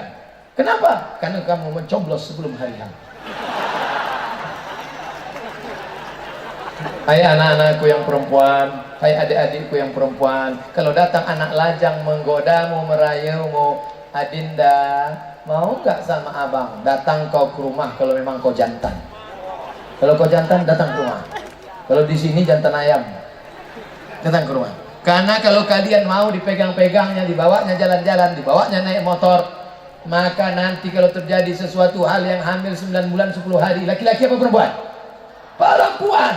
Yang melahirkan anak meregang nyawa, laki-laki apa perempuan? Perempuan. Yang sakit, yang keguguran, yang nifas, yang wilada, perempuan. Maka jaga kehormatan kalian, anakku, adikku, saudaraku. Saya bukan menceramahi, saya sedang memberitahu adik saya, anak perempuan saya, keponakan saya, jaga kehormatan kalian. Kalian pun yang lajang-lajang, jangan kalian rayu-rayu perempuan, jangan kalian goda-goda. Perempuan ini adalah adik kalian, perempuan ini adalah kakak kalian. Bagaimana kalau adik perempuan kalian dikorbankan orang? Bagaimana kalau kakak perempuan kalian diperkosa orang? Bagaimana kalau saudara perempuan kalian dianiaya orang? Maka jangan lihat perempuan sebagai korban. Siap jaga perempuan? Sudah, mereka sudah berjanji. Adapun yang sudah sempat pacaran, cari nomornya, cari di HP, delete. Buka FB, cari namanya, unfriend. Buanglah mantan pada tempatnya. Pak Ustadz, saya ingin nanya, ingin menjadi orang beriman. Antuk minabillah, percaya sama Allah. Wa malaikatihi, percaya malaikat. Wa kutubihi, percaya pada Quran, Zabur, Injil, Taurat. Wa rusulihi, percaya kepada Rasul Adam, Idris, Nuh, Salih, Ilyas, Ilasa, Zakaria, Musa, Yahya, Isa, Daud, Sulaiman, Ayub, Syukri, percaya kepada hari kiamat, bahwa dunia ini akan hancur berkeping dan engkau akan mati. Yang terakhir, percaya kepada takdir. Tapi takdir ini jangan main-main dengan takdir. Ini sekarang banyak orang main-main dengan takdir. Anak mahasiswi pulang ke kampung, pacaran, hamil. Setelah hamil bapaknya marah, kenapa kau hamil? Kenapa bisa hamil? Ayah, terima aja, ini takdirnya. Pulang kampung nilai IP 2,0, kok ku kasih uang, ku belikan motor, ku belikan rumah, ku kasih duit, kenapa bisa IP mu 2,0? Ayah, ini 2,0 ini takdirnya. Menjadi orang Bengkulu, menjadi orang Jawa, menjadi orang Batak, menjadi orang Minang, itu takdir yang tidak bisa dipilih. Ada bapak memilih jadi orang Bengkulu? Tidak. Abdul Somad jadi orang Riau, kita tidak pernah milih. Karena malaikat tidak pernah bawa kertas multiple choice. Kau mau jadi orang apa? Arab, B, Batak, Cicino. Tapi menjadi orang baik dan tak baik adalah pilihan. Siang ini mau duduk di rumah nonton TV tidur sampai sore, atau datang mendengarkan pengajian? Itu kita memilih atau Allah memilih? Kita menyesuaikan pilihan dengan pilihan Allah. Kalau kita kalahkan kehendak kita, kita maunya makan enak, tapi kita beli makan biasa sedekah pada anak yatim. Kita maunya beli cincin emas, kita kalahkan nafsu kita, kita belikan semen, wakafkan ke masjid. Maka pada saat itu kita namanya dapat taufik dan hidayah. Oleh sebab itu mudah-mudahan anak-anak gadis kita, anak lajang kita dapat taufik dan hidayah dari Allah. Ustadz sehat dan panjang umur, amin. Saya mau nanya, Apa hukumnya kalau suami tidak sholat dan puasa sementara istrinya rajin ibadah? Ibu punya 6 orang wali. Berapa wali ibu? 6. Tapi katanya 9 Pak Ustadz. Itu wali songo. Wali yang 6 itu pertama ayah, habis ayah atuk, habis atuk abang, habis abang adik, habis adik abang ayah, habis abang ayah adik ayah. Ke-6 wali ini kalau ada semuanya atau salah satunya memanggil suami, suami hantu, dia tak sembahyang, tak puasa. Sini, dulu kami terima pinangan engkau karena waktu kau datang meminang anak gadis kami kau pakai peci, pakai sarung, rupanya kau pencitraan. Sekarang baru kami tahu bahwa kau tak sembahyang. Maka bapak mertua tadi wali-wali. Gimana Datuk? Betul tak nih cakap saya ni Datuk? Betul. Apa kata Datuk? Walaupun hidup 1000 tahun, kalau tak sembahyang apa gunanya? Walaupun saya tak mau aja nyanyi ini. Kalau mau udah 5 album keluar. Tak ada gunanya. Jadi ibu kalau ada penderitaan jangan tahan sendiri. Tahan sendiri, pegang sendiri, tahan sendiri. Akhirnya menggumpal jadi jantung koroner. Mati, dia kawin lagi. Ibu punya wali. Saya tidak mau orang lain tahu masalah rumah tangga saya Pak Ustadz. Ini orang nggak belajar agama Islam. Adikku, anakku, kalau suami macam-macam, kau lapor ke wali. Wali menasihati dia. Ini sekarang banyak istri yang tak mau lapor, dia menasihati. Bang, abang sembahyang ya bang. Apa kau suruh-suruh aku? Terserah aku lah. Uang belanja punya aku. Mau sembahyang aku, mau neraka aku. Kau mau tak sudah, pergi sana. Enak aja. Ini laki Fir'aun. Ustaz, apa yang kita lakukan saat kita banyak dilanda musibah? Alladzina idza asabathum musibah. Ketika musibah itu datang, qalu, mereka berkata, inna lillah wa inna ilaihi raji'un. Pertama, serahkan pada Allah. Yang kedua, wasta'inu bis sabri, banyak-banyak sabar. Yang ketiga, wassalah, banyak-banyak solat sunat hajat. Usolli sunatal hajat, tolong kami sabar. Yang keempat, amar ma'ruf nahi munkar. La ta'murunna bil ma'ruf, ajak mereka solat, ajak mereka tabligh akbar, ajak mereka pengajian. Wala tanhauna 'anil munkar, jangan berzina, jangan riba, jangan makan haram, jangan berjudi, jangan main gaple, jangan main ini, jangan main itu, jangan lupakan masjid, jangan tinggalkan mushola, jangan tinggalkan surau. Kalau tidak kamu lakukan amar ma'ruf nahi munkar, dikhawatirkan azab akan turun. Fala yustajabu lakum, kalian berdoa pagi petang siang malam tapi doa tak dikabulkan karena tidak ada amar ma'ruf nahi munkar. Man shollat subha fi jama'atin, siapa yang salat subuh berjamaah, faka'annama shallal laila kullah, dapat pahala macam salat sepanjang malam. Sepanjang malam 12 jam, begitu lamanya, maka begitu pahalanya. Tapi yang tak salat subuh tadi berjamaah, man nama, siapa yang tertidur, walam yusalli, sampai tinggal salat subuh tak sembahyang, balas syaitanu fi udhunih, kencing setan di telinganya. Allah masih sayang, tak dinampakkannya siapa yang tak salat subuh tadi. Andai Allah tak sayang, tertulis di sini WC setan, toilet iblis. Tapi Allah masih sayang. Kenapa? Karena ketika kita buka Quran yang pertama kali kita jumpai Bismillahirrahmanirrahim. Anak sudah baca Quran, guru-guru sudah mengajar, jamaah sudah ramai. Tapi ingat, persatuan kita ini ada yang merusaknya. Ada ulat-ulat yang memakan akarnya, ada ulat yang memakan pucuknya, ada ulat yang memakan daunnya. Maka jangan sampai berkelahi. Saya yakin dan percaya tidak semua orang Melayu, ada yang merantau, ada orang Bugis, ada orang Banjar, ada orang Batak, ada orang Minangkabau. Kita semuanya satu, kita diikat dengan persatuan la ilaha illallah Muhammadur Rasulullah. Itu Pak Ustadz, dia tidak seagama sama saya. Mungkin kau tidak seakidah dengan aku, kau tidak Islam, tapi kita tetap diikat dalam bingkai negara kesatuan Republik Indonesia. Itu saudara kita semua, tidak boleh ekstrim. Oh, saya sangka sudah zuhur.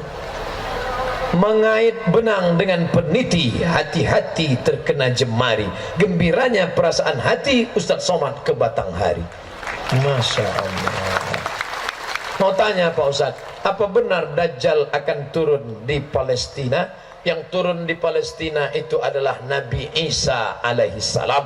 Karena Nabi Isa belum mati, berrafa'allah, dia diangkat oleh Allah Subhanahu wa taala. Tempat turunnya itu di masjid, menaranya berwarna putih, sampai hari ini masih ada, tetap tegak berdiri, dan dia akan membunuh Dajjal sebelum hari kiamat tiba. Pertempuran itu di bumi Syam. Syam itu bukan cuma Palestina, tapi sudah jadi 4 negara: Palestina, Yordania, Lebanon, Suriah. Palestina, Yordania, Lebanon, Suriah. Mudah-mudahan rezeki kita murah, bisa kita berangkat umrah dan singgah ke Palestina insyaallah. Amin. Apa hukumnya dikala kita ingin melaksanakan rukun Islam yang kelima, haji, dengan cara menggadaikan SK pegawai ke bank? Kalau ke bank konvensional riba, duit riba dibawa ke Makkah, tak diterima Allah. Menangis di pintu Ka'bah, labbaik Allahumma labbaik, labbaik Allahumma labbaik, labbaik Allahumma labbaik. Apa kata malaikat? La labbaik wala sa'dai. Kau tak dapat haji mabrur, zaduka haram, karena kau berangkat dengan uang haram. Uang riba tak bisa. Tapi kalau ke bank syariah bisa. Akadnya murabahah, permodalan. Maka pergilah ke bank syariah dengan akad permodalan. Berangkat umroh harus dengan travel yang terpercaya, jangan sembarangan menawarkan dengan uang 3,5 juta berangkat Anda. Rupanya dibawanya ke Cengkareng, namanya umroh Cengkareng. Ingat, kejahatan terjadi bukan hanya karena ada niat dari pelakunya, tapi juga karena ada kesempatan. Waspadalah, hati-hati, jangan sampai tertipu. Saya ceramah, dakwah, tapi abang saya, Bang Ican, beliau konsen memberangkatkan jamaah, berangkat umroh, terpercaya, tidak kena tipu, tidak kena bohong dusta. Karena ternyata yang membawa ke Makkah ini memang betul di Makkah itu tempat orang baik-baik, tapi Abu Jahal, Abu Lahab orangnya sudah mati, sifatnya masih ada, terbawa-bawa sampai sekarang. Hati-hati. Apa hukum meminta uang di jalan untuk pembangunan masjid? Sebetulnya kita tidak perlu menampung duit pakai tangguk, pakai jaring. Saya membawa jamaah dari Malaysia berkunjung ke Indonesia. Begitu naik ke dalam bis, nampak di jalan orang nampung, heran jamaah Malaysia. Apa ni, ikan kan? Kita malu jadi. Negeri ini gemah ripah, loh jenawi, tongkat dan batu jadi tanaman, untayan zamrud katulistiwa. Di atas minyak, di bawah minyak, gas begitu hebat.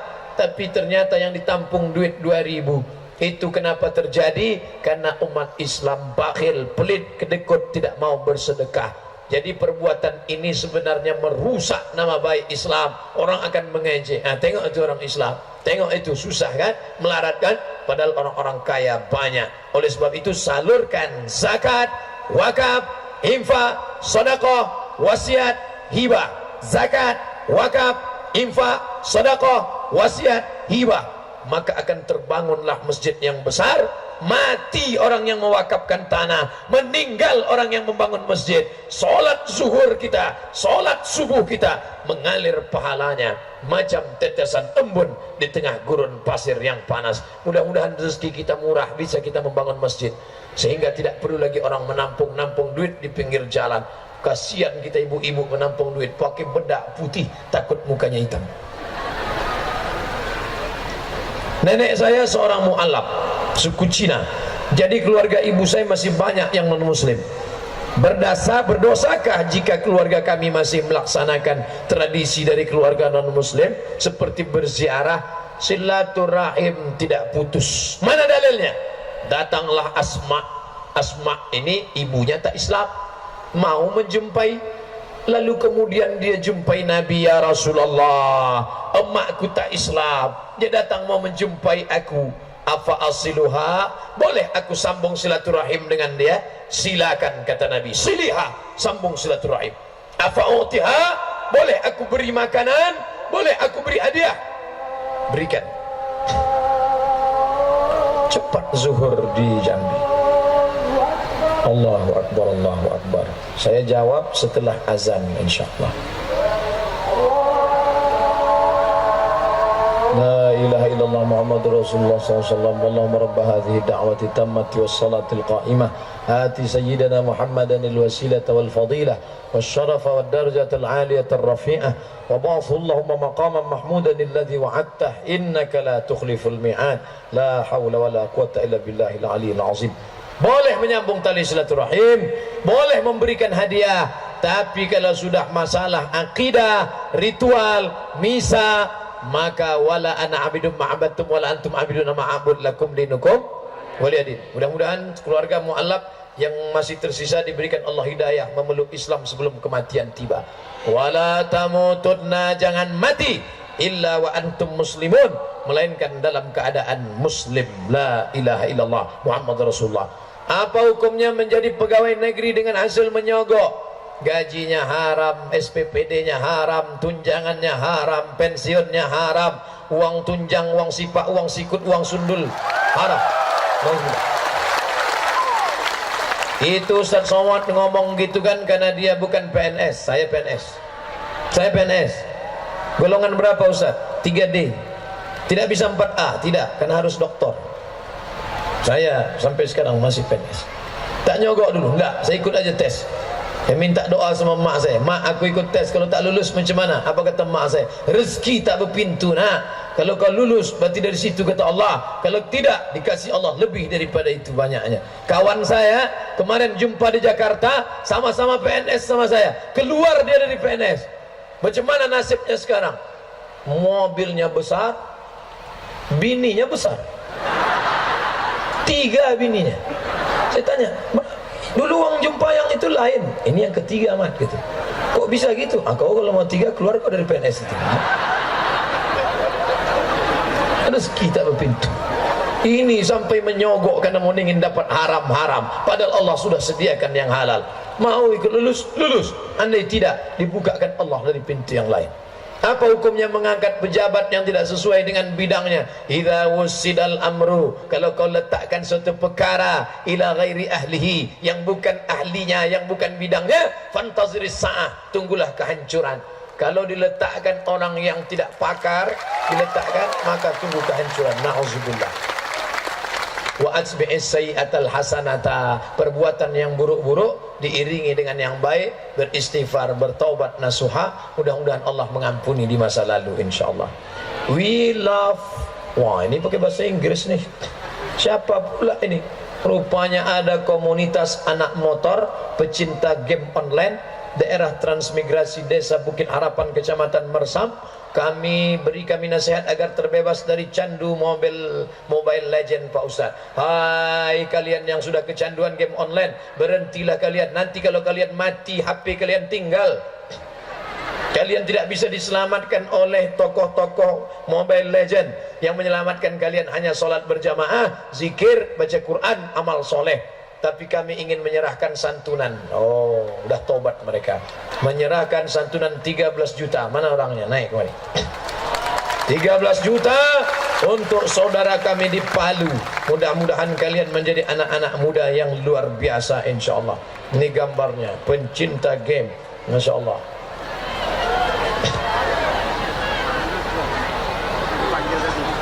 Mereka pecinta Mobile Legend, tapi mereka masih ingat saudaranya. Mudah-mudahan bernilai amal soleh. Ambil gambar dari depan, tuan-tuan yang dimuliakan Allah. Barakallah fiik. Barakallah. Antum berdakwah ke kawan-kawan antum. Saya berdakwah kepada orang yang sudah baik. Antum berdakwah kepada yang belum baik. Ambil Ustaz, tengok ke sana. Untuk syiar. Mudah-mudahan diberikan Allah kebaikan, bisa menolong saudara kita. Hai bapak-bapak yang mengaku bertakwa, yang mengaku baik-baik, mereka anak-anak muda yang masih main-main game tapi mampu mengumpulkan duit 13 juta. Sementara kalian yang mengaku baik-baik, mana duitnya? Baik. Istiqomah insyaallah. Assalamualaikum warahmatullahi wabarakatuh. Habbaza man laqaituhu huna biwajhin kamilin jamilin zakiyya wa qad ata min baladin ma'rufa kana ismuhu Syekh Abdus Somada al-wahid kama asruna fafrahu biman amamana ya ustaz ta'tinal amal hatta yahsilu ilaina mana la taswira bal da'autuka lana natlubu min ayyamina. Nah, dia mengirimkan syair berbahasa Arab, tulisannya bagus, mudah-mudahan hidupnya juga bagus insyaallah. Terjemahnya, sebaik orang yang pernah kujumpa di sini memiliki wajah gagah lagi cerdas. Mengembang lubang hidung saya ini. Sungguh beliau datang dari negeri ternama, namanya Ustadz Abdul Somad. Seorang tapi sebanding dengan 10 berilmu. Wahai Ustadz, engkau telah memberikan kami harapan untuk menggapai apa yang kami inginkan. Bukan sekedar foto, tapi doalah yang paling kami cari untuk hari-hari kami. Masya Allah, mudah-mudahan dibalas Allah kebaikan. Sebagai marbot masjid, bagaimana hukumnya mengkonsumsi duit masjid di luar honor saya tiap bulan? Duit yang dimasukkan masyarakat ke celengan kotak masjid itu punya pengurus atau punya siapa? Itu yang masuk ke dalam celengan putih di belakang untuk fasilitas yang masuk ke dalam. Itu niat masyarakat adalah untuk masjid, pemiliknya adalah umat. Jadi kalau kau temakan duitnya, berarti minta izin ke seluruh jamaah. Pengurus masjid yang temakan duit masjid minta izinnya ke seluruh jamaah. Caranya Pak Ustadz, sebelum sholat Jumat berdiri depan. Seluruh pengurus, kemarin kumakan duit kalian, izin ya. Biar kasihan pengurus tuh bilang, ini surat dari rumah sakit, aku diponis tak lama lagi matinya. Kalau tak sanggup ganti. Saya ketua masjid, tiba-tiba datang laporan bahwa duit masjid hilang 45 juta, dilarikan sekretaris, laknatullah alaihi. Saya panggil, kau sanggup tak mengganti? Aku tak sanggup mengganti. Jadi cemana lah itu? Entahlah Pak Ustaz, saya sebagai ketua tanggung jawab, saya ganti duit itu. Ini duit aku pribadi 45 juta. Berani jadi ketua masjid, berani tanggung jawab kalau duit masjid hilang. Jual jadi ketua masjid ini bukan gagah-gagahan. Ini banyak ketua masjid tak mau turun, asal turun merajuk. Pak, dulu perasaan saya waktu ceramah sini ketua masjidnya Pak Anu, sekarang mana dia? Sejak kalah tak mau datang lagi. Ketua masjid itu tanggung jawabnya berat di hadapan Allah. Kalau tak sanggup jangan. Sanggup mengganti duit masjid yang hilang, baru duduk situ. Kalau cuma gagah-gagahan, gaya-gayaan tak usah. Kenapa Ustaz tiba-tiba marah? Ingat aku duitku 45 juta itu.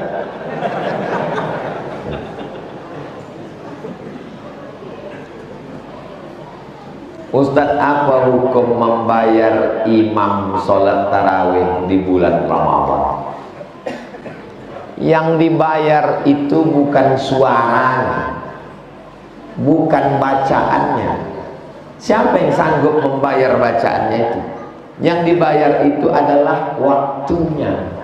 Karena sebetulnya dia waktu itu bisa dipakainya untuk berusaha, tapi kita pakai dia sebulan, maka dimusyawarahkanlah. Imam Masjidil Haram itu dari mana diambil gajinya? Dari Baitul Mal. Zakat, wakaf, infak, sedekah, wasiat, hibah, ghanimah diambil itu untuk keperluan operasional semua. Itulah perlunya Baitul Mal. Kita mestinya punya satu pintu Baitul Mal, tapi tak. Sekarang sudah banyak sekali. Ada Basnas, ada Badan Wakaf, ada yayasan, ada masjid. Maka itu diperuntukkan dipakai. Kalau sudah untuk operasional masjid, maka masuklah untuk imam Ramadan itu. Zakat mal yang sering dikeluarkan di bulan puasa boleh diambil untuk bayar marbot dan imam masjid. Mazhab 4 paling tua Hanafi, Maliki, Syafi'i, Hambali. Zakat tidak boleh dipakai kecuali untuk yang 8. Innama sadaqatu lil fuqara wal masakin wal amilina 'alaiha wal mu'allafati qulubuhum wa fir riqab wal gharimin wa fi sabilillah wa ibnis sabil. Tak boleh dipakai luar dari yang 8. Ini kata 4 mazhab. Tapi dalam satu mazhab Syafi'i ada namanya Imam Fakhruddin Ar-Razi. Dikutip pendapat Imam Ar-Razi oleh Syekh Atiyah Saqar, Mufti Al-Azhar. Kata dia, zakat itu boleh dipakai untuk fisabilillah yang bukan perang. Mengirim mahasiswa ke Al-Azhar bisa. Itulah mengapa Malaysia mengirim mahasiswanya ke Al-Azhar pakai duit zakat. Andai ada masjid, ada kampung, antara kampung ke masjid ada sungai, lalu kemudian banjir bandang hanyut jembatannya, maka boleh mengambil duit zakat untuk membangun jembatan karena masuk fisabilillah. Fisabilillah semua jalan. Kalau tak ada imam tak terlaksana sholat. Kalau tak ada guru mengaji maka tak terlaksana ibadah. Maka boleh diambil, masuknya ke dalam fisabilillah. Saya condong kepada pendapat ini karena ini dalam konteks kita sekarang, dan lagi pula ini dari Mufti Al-Azhar, tempat saya belajar dulu. Itulah pendapat yang saya pilih. Jadi nanti kalau ada yang mengambil zakat, masuknya ke asnaf fisabilillah. Bagaimana hukum ketika ada yang membangun rumah, memotong ayam sebelum memulai bangun rumah? Kebetulan saya ini arsitek. Bagaimana hukumnya secara Islam? Kalau tetangganya 100, apa motong ayam? Kambing lah. Mana bisa cuma ayam? Tapi kok ayam cincang tadi makan mie ayam bisa? Mungkin maksud Pak arsitek ini dipotong ayam, lalu kepala ayam itu dimasukkan ke bawah tiang itu, lalu diminta, hai jembalang tanah, jangan ganggu rumah ini udah kami kasih kepala ayam. Mungkin maksudnya itu. Jadi dulu mohon maaf Ustaz, dulu orang Melayu ini kalau dia mau membuka kebun tengah hutan, digali lubang, dimasukkan kepala kambing ke dalam, namanya semah, supaya hantu hutan itu tak mengamuk, supaya apinya tak menjalar terbakar hutan. Maka dimintalah, hai datuk-datuk jembalang tanah penunggu hutan, ini kami kasih kepala kerbau, ini kami kasih kepala kambing. Datanglah mufti kerajaan Siak Sri Indrapura. Kalian buat apa orang Melayu? Ini tuh untuk menjamu hantu-hantu. Datang hantu-hantu tadi. Ini untuk menjamu hantu-hantu nih. Datang kata mufti Siak, yang dimasukkan ke lubang itu darahnya aja, karena darahnya najis, tak boleh kita makan darah. Nah, masukkan aja darahnya. Kepalanya nih, kepalanya kita gulai. Oh, kami takut nanti hantu ini mengamuk. Kalian gulai aja, udah masak kasih ke aku. Itulah asal muasal di negeri Melayu. Kalau ada kenduri, ustadz dikasih kepala kambing. Di mana-mana kenduri kecuali di Masjid Rahmat nih lah tak ada kepala kambing. Tempat lain asal kenduri kepala kambing, dibuka kan kepala kambing. Itulah asal muasal ceritanya itu. Karena dulu kepala kambing, kepala kerbau, kepala sapi dimasukkan ke lubang. Nah kan muktisia, jangan masuk lubang, bawa balik. Begitu cara mereka dulu berdakwah. Setelah kepala kambing tadi di muka Tuk Guru, dimakannya, mau ngamuk kolesterol. Misangka jembalang tanah mengamuk. Kata jembalang, aku dah lama tak mengamuk. Rupanya kolesterol mengamuk. Jadi orang yang mengasih kepala ayam dengan meminta kepada hantu setan, maka rusak tauhidnya. Iyyaka na'budu wa iyyaka nasta'in. Maka ulama-ulama tarekat Naqsabandiyah dulu tidak ada mengasih. Maka caranya dipotongkan ayam, dipotongkan kambing, kenduri makan bersama, kepala ayamnya digulai, kepala kambingnya digulai, hantunya diusir pakai tahlil la ilaha illallah, la ilaha illallah. Jadi nanti kalau mau potong ayam, potonglah ayam tuh, tapi bukan untuk hantu tuh. Potong ayam, potong buat rumah baru, membuka hutan, potong kambing, makan, mengusir hantunya itu la ilaha illallah. Insyaallah selamat dunia akhirat insyaallah. Amin. Apa hukumnya jamaah sholat di teras masjid yang mana pintu masjidnya ditutup dan jamaah di lantai 2 yang batas antar lantai ditutup oleh kaca? Apakah masih terhitung berjamaah dengan imam di dalam masjid? Sholat di teras masjid, situ berarti, ya kan? Pintu masjidnya ditutup, pintu ditutup, dan jamaah di lantai 2, di lantai 2. Batas antar lantai ditutup kaca. Mana maksudnya antar lantai? Oh, ini dikasih kaca gitu. Oh, tutup kaca. Apakah pintu itu tutup, ini tutup kaca? Apakah orang ini masih tetap terhitung berjamaah? Itu maksudnya kan? Menurut mazhab Syafi'i, orang itu masih tetap berjamaah selama jaraknya tidak sampai, tak lewat 300 zira'. Ini zira' namanya. 300 zira'. Jadi kalau 300 zira' itu berapa lah itu? 150 meter.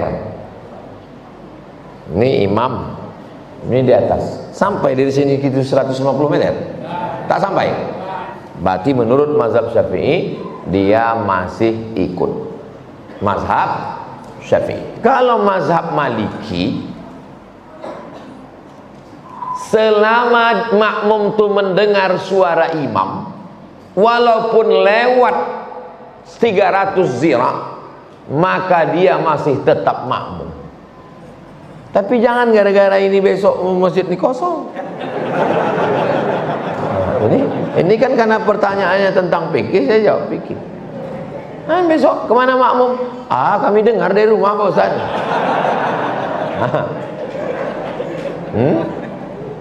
Makanya jangan antum heran waktu pergi ke Makkah, ini kan hotel Hilton di samping Zamzam Tower. Di samping Hilton ini kan ada lantai 3, lantai 4, lantai 5, lantai 6 itu banyak orang sholat di atas menghadap ke Masjidil Haram. Itu mazhab apa yang dipakai? Kalau Syafi'i enggak, karena dari sop terakhir naik ke atas tuh itu udah lewat 150. Yang dipakainya apa? Maliki, karena didengarnya suara imam.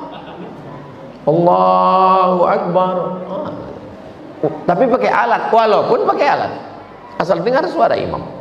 Selama waktu dia dengan waktu imam itu sewaktu, menurut mazhab Maliki sah. Selama waktu dia dengan waktu imam sewaktu. Yang tak sah itu imamnya di Jakarta Istiqlal, dia di sini Itu tak sah. Kenapa tak sah? Karena beda waktu. Itu mazhab Maliki. Jelas? Afwan, apa boleh saat mandi wajib di sungai? Mandi wajib tuh yang penting basah semuanya, dari ujung rambut sampai ke ujung kaki. Di kolam, di laut, di sungai. Asal jangan di hatimu, karena tak basah. Nah, tapi selama basah semuanya, basah. Masuk dia ke dalam balon, balon itu dicampakkan ke laut, tak sah karena tak basah. Kulit berplaster, habis patah dipasang perban, tak sah. Jadi bagaimana? Tayamum. Kalau tak bisa kena air maka tayamum.